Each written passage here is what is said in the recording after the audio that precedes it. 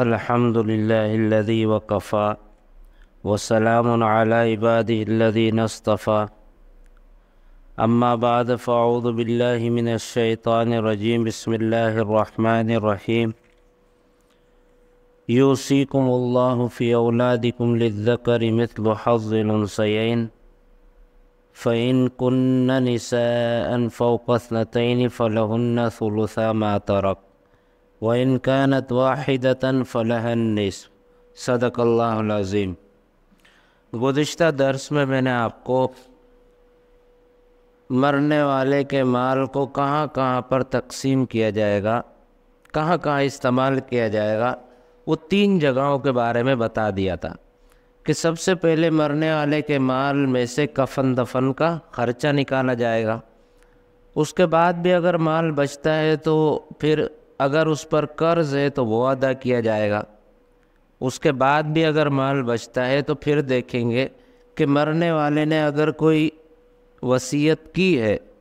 مال کے بارے میں اور غیر وارث کے لیے تو وہ وصیت 1/3 مال میں نافذ کی جائے گی۔ پھر بھی اگر مال بچتا ہے تو پھر چوتھے نمبر پر وہ بچا ہوا مال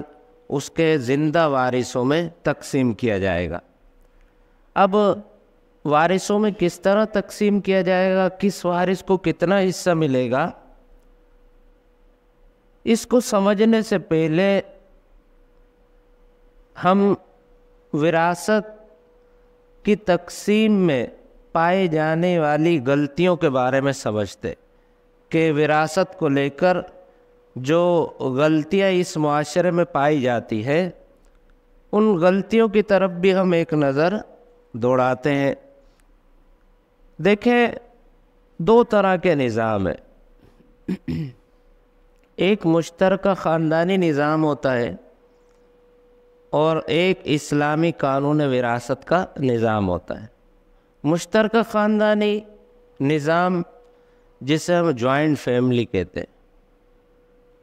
باپ ہے، اس کے 4 یا 5 بیٹے ہیں، وہ ایک ہی گھر میں رہتے ہیں سارے، یہ مشترکہ خاندان ہوتا ہے، جوائنٹ فیملی ہوتی ہے۔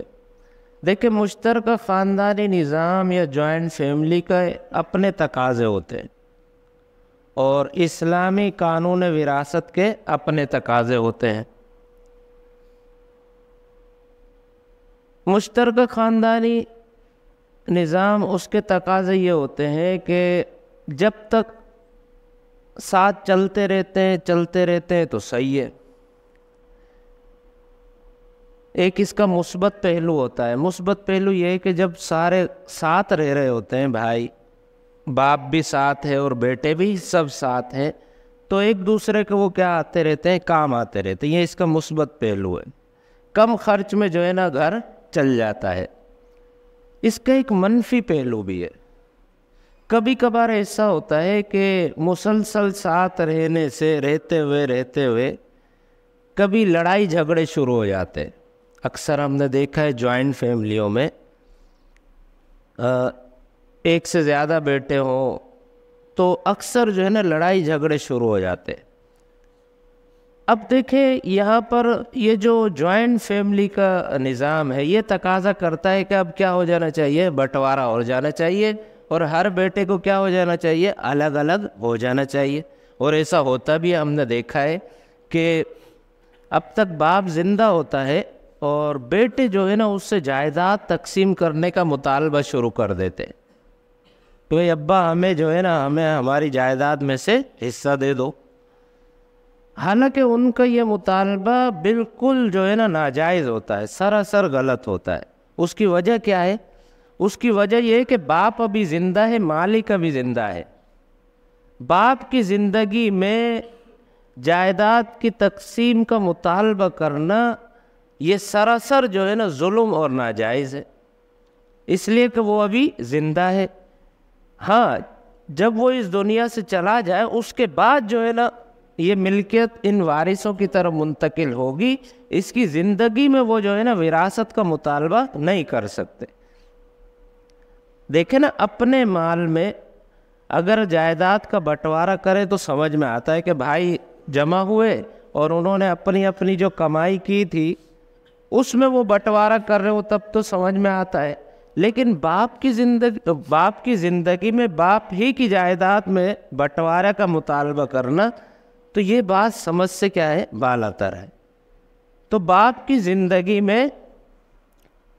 وراثت کی تقسیم کا مطالبہ کرنا کہ ہمیں جو ہے نا ہمارا حصہ دے دو، یہ بالکل بھی جائز اور درست نہیں ہے۔ دیکھیں یہ خاندانی نظام یہ تقاضا کرتا ہے کہ اب لڑائی جھگڑے شروع ہو گئے، اب کیا ہو جانا چاہیے، الگ الگ ہو جانا چاہیے اور بٹوارا ہو جانا چاہیے۔ لیکن اسلام کا قانون وراثت یہ تقاضا کرتا ہے کہ نہیں، باپ اب تک زندہ ہے، لہذا اب کسی بیٹے کو بالکل بھی یہ حق حاصل نہیں ہے کہ وہ جائیداد کا کیا کرے، مطالبہ کرے، اس لیے کہ اب تک وہ مالک زندہ ہے اور اس کی زندگی میں اب تک تم مالک نہیں بنے۔ ہاں جب وہ مر جائے گا اس کے بعد تم کیا بن جاؤ گے، مالک بن جاؤ۔ تو خاندانی مشترکہ خاندانی نظام اور اسلام کا قانون وراثت، دیکھیں یہ دونوں کے تقاضے الگ الگ ہیں، وہ الگ ڈیمانڈ کرتا ہے اور اسلام کا قانون وراثت الگ ڈیمانڈ کرتا ہے۔ تو مسلمان کو کیا چاہیے کہ اسلام کے قانون وراثت پر عمل کرے، شریعت نے جیسا ہمیں حکم دیا ہے اس کے مطابق عمل کرے، اور باپ سے اس کی زندگی میں جو ہے نا وراثت کا مطالبہ کرنے کا اسے حق ہی نہیں پہنچتا۔ وجہ یہی ہے کہ وہ اب تک جو ہے نا مالک زندہ ہے، لہذا اس کی زندگی میں کسی کا بھی چونی میں بھی حق ثابت نہیں ہوتا۔ تو لہذا یہ وراثت کی تقسیم کو لے کر ہمارے معاشرے میں بہت بڑی جو ہے نا یہ غلطی پائی جاتی ہے کہ اولاد جو ہے باپ کی زندگی میں وراثت کا مطالبہ کر دیتی ہے۔ تو ہمیں چاہیے کہ جو ہے اس طرح کی غلطیوں سے اپنے آپ کو بچائے اور ماں باپ کو بلا وجہ پریشان نہ کرے۔ ہم نے دیکھا ہے بہت سی اولادیں جو ہے ماں باپ کا جینا حرام کر دیتی ہیں اس مسئلے کو لے کر۔ وہ پھر کیا کرتا ہے، وہ بیچارہ پریشان رہتا ہے، دل کا مریض ہو جاتا ہے، اس لیے کہ کبھی کبھار باپ اولاد کے سامنے بے بس ہو جاتا ہے، اس کی ضدوں کے سامنے۔ اولاد طرح طرح کی جو ہے نا اس کو دھمکیاں دیتی ہے کہ اگر تم نے اس طرح نہیں کیا تو میں اپنے آپ کو آگ لگا لوں گا، میں اپنے آپ کو اس طرح کر لوں گا۔ تو پھر کیا ہوتا ہے، باپ بیچارہ بے بس ہو جاتا ہے اور وہ پریشان رہتا ہے۔ کبھی کبھار تو ایسا ہوتا ہے کہ باپ جو ہے نا ان کو دے دیتا ہے، پھر اس کا نقصان یہ ہوتا ہے کہ باپ خود محتاج ہو جاتا ہے۔ آپ دیکھیں نا، اگر وہ شریعت پر عمل کرتا ہے، شریعت نے اسے کہا ہے کہ بالکل آپ نہیں دے سکتے، چاہے بیٹا کتنا بھی جو ہے نا ضد کرے، آپ جو ہے نا اس کے ضد کے آگے بے بس نہ ہو، اس لیے کہ آپ مالک ہیں۔ لیکن اگر آپ دے دیتے ہیں تو پھر اس کا سب سے بڑا نقصان باپ کو خود اٹھانا پڑے گا۔ وہ یہی ہوگا کہ اکثر ہم نے دیکھا ہے کہ جو باپ اپنی زندگی میں جائیدادیں یا ملکیت اولادوں کے ہاتھ میں دے دیتے ہیں تو پھر وہ باپ خود محتاج ہو جاتے ہیں، وہ پھر بیٹوں کے آگے ہاتھ پھیلاتے ہیں کہ بیٹا مجھے 1000 روپے دے دو، بیٹا مجھے دوائی لانی ہے، بیٹا مجھے یہ کام ہے۔ پھر بیٹے 1 دفعہ دیں گے، 2 دفعہ، 3 دفعہ، 5ویں مرتبہ جو ہے نا وہ اس کو جھڑکنا شروع کر دیں گے کہ میں نے ابھی تو آپ کو دیے تھے، اس طرح کی باتیں شروع کر دیتے۔ تو اس میں غلطی کس کی ہے؟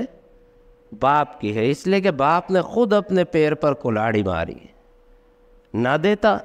ٹھیک ہے، اگر دینی ہے تو اکثر حصہ اپنے پاس روک کے رکھنا چاہیے، جائیداد کا اکثر حصہ اپنے پاس روک کر رکھنا چاہیے، اس لیے کہ آج کل اولاد پر کوئی بھروسہ نہیں ہے کہ وہ لینے کے بعد ماں باپ کی خدمت کرے گی بھی یا نہیں۔ تو لہذا جو ہے نا اسلامی تعلیمات پر عمل کرنا چاہیے۔ ہاں اگر باپ اپنی خوشی سے دے رہا ہے، دیکھیں یہ ایک دوسرا پہلو ہے، باپ کو کوئی فورس نہیں کر سکتا، اس کو جو ہے نا بلیک میل نہیں کر سکتا، لیکن ہاں اگر باپ اپنی خوشی سے سب کو دینا چاہے تو پھر شریعت نے منع بھی نہیں کیا، لیکن اس میں بھی باپ کو یہ چاہیے کہ اپنے لیے اکثر حصہ اپنے پاس رکھے، اسی کا فائدہ ہے۔ اگر باپ اپنی زندگی میں تمام اولاد کو اپنی جائیداد دینا چاہتا ہے تو شریعت نے پھر ایک شرط رکھی ہے، وہ یہ ہے کہ بیٹا اور بیٹی کے درمیان میں برابری کرے گا،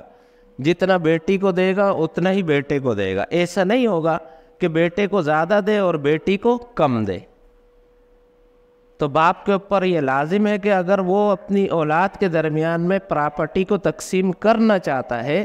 تو پھر اسے چاہیے کہ بیٹا اور بیٹی کے درمیان میں برابری کرے۔ اگر اس نے برابری نہیں کی تو پھر وہ ظالموں میں شمار ہوگا۔ تو اللہ تعالیٰ سے دعا ہے کہ اللہ تبارک و تعالیٰ ان تمام باتوں پر عمل کرنے کی توفیق عطا فرمائے۔